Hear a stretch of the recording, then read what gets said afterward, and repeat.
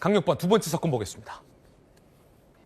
자, 두 번째 사건의 주인공은 바로 모텔 연쇄 살인범 김소영이에요. 살인 내용이 경악스러운 내용이 나왔습니다. 함께 보시죠. 자, 이 한 방송사 제작진이 구치소 이 접견을 통해서 김소영의 메시지가 전해진 건데, 엄마 밥 먹고 싶다. 여기 있는 게 무섭다.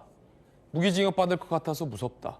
사이코패스라고 해서 엄마 못 볼 것 같아서 무섭다라는 이 김소영의 뭐랄까요, 인터뷰를 할 수는 없고, 김소영의 지금 뭐 현재 입장이겠죠. 이 전해져서 경악을 한 사람들이 많아요. 반장님, 이거 어떻게 봐야 됩니까? 너무 태연해요. 글쎄 말입니다. 두 사람의 목숨을 잃게 만들었습니다. 그들의 엄마는 뭐라고 생각할까요?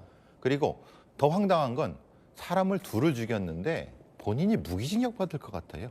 무기징역. 예. 그러니까 보통 생각이라면 사람을 이렇게 둘이나 죽였고 다 했으면 사형받지 않을까 겁을 먹을 텐데, 김소영은 그러지 않잖아요. 그러네요. 무기징역 받을까 걱정한다고 하니까 너무나도 태어난 것 때문에 저게 무섭다는 표현입니까?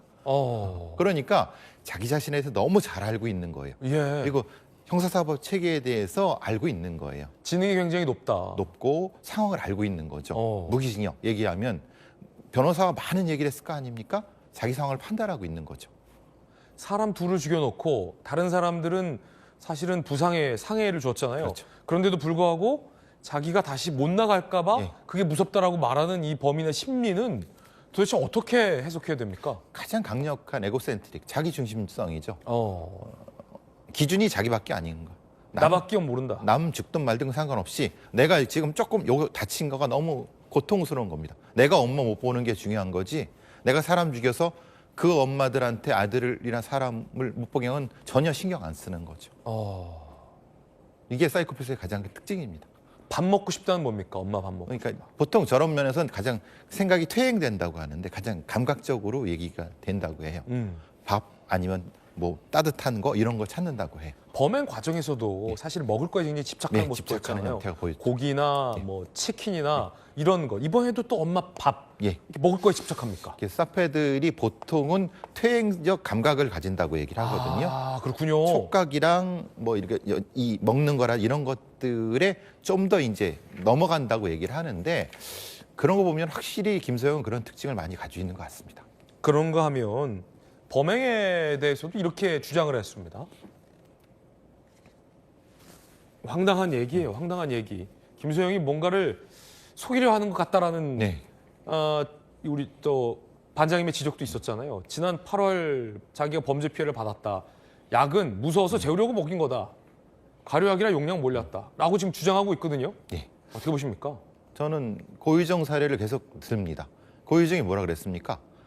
자기가 범행을 했느냐? 자기가 성범죄 피해를 당할 것 같으니까 공격했다라고 했죠. 똑같은 반응인 거고, 실제로 저 양은 50알이 넘는 양입니다. 그건 상식적으로 생각해도 저 정도 먹으면 상당히 위험하죠. 저걸 가지고 그냥 단순히 재우려고 했다라고 하는 것은 그냥 우기는 겁니다. 거짓말인 거죠. 거짓말로 하면서 계속 우기면서 스스로에 대해서 자기도 각성도 되고 타인한테도 저런 얘기를 하는, 그런 얘기를 반복하고 있는 거죠. 이 거짓말 절대 속아서는 안 되겠습니다. 우리한테는 범죄 프로파일러가 있지 않습니까?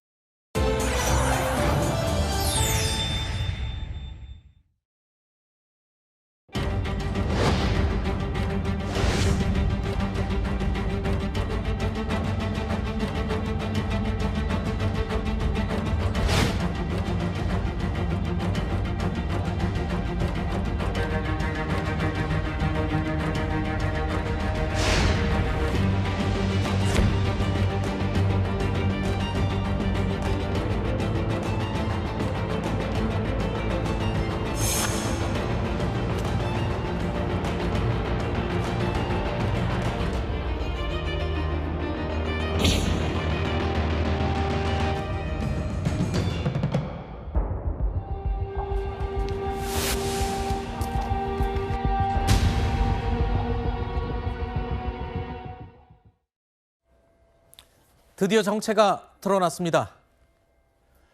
강북 모텔 연쇄살인 사건의 피의자 20살 김소영입니다.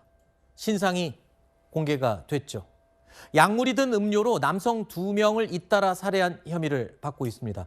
검찰이 신상정보공개심의위원회를 열어서 신상 공개를 결정했습니다. 그러면서 이제 피의자의 정보가 만천하에 알려지게 된 건데요. 경찰에서는 기존 피해자들 외에 추가 피해자로 의심되는 인물이 2명이 더 있다. 이렇게 확인을 해서 이와 관련한 것도 수사를 진행하고 있습니다.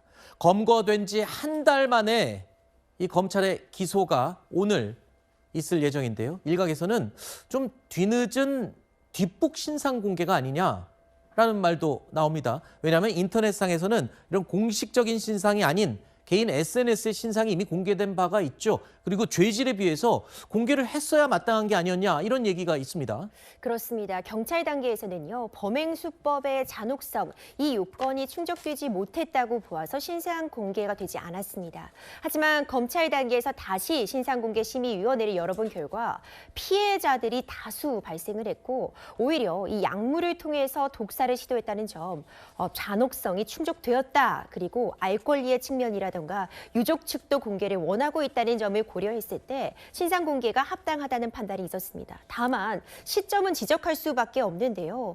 이미 너무나도 오랜 시간이 지나 버렸고 오히려 사적 제재라고도 볼 수 있는 이미 인터넷상의 SNS 등이 공개가 되어서 너무 늦은 공개가 아닌가라는 비판은 좀 피하기 어려워 보입니다. 네, 유족 측에서도 여러 차례 신상 공개를 요청을 해왔었죠.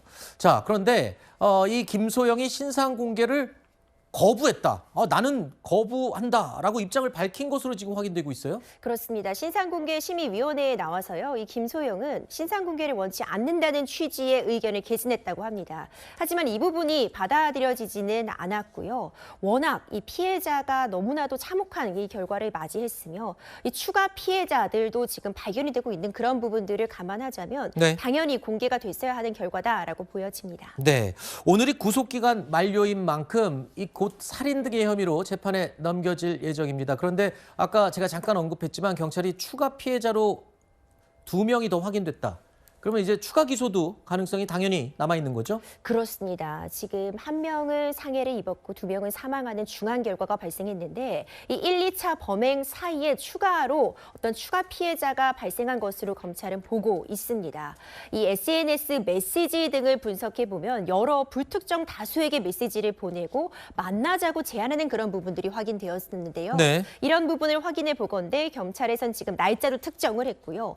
뭐 정확하게 약병이라던가 독사를 시도했다는 부분의 물증까지는 확인이 되지 않는다고 해도 대화 내용 등을 통해서 충분히 추가 범행에 대한 입증을 할 수 있을 것이라고 보여집니다. 네. 자, 이런 가운데 이 피의자 김소영과 관련해서는요.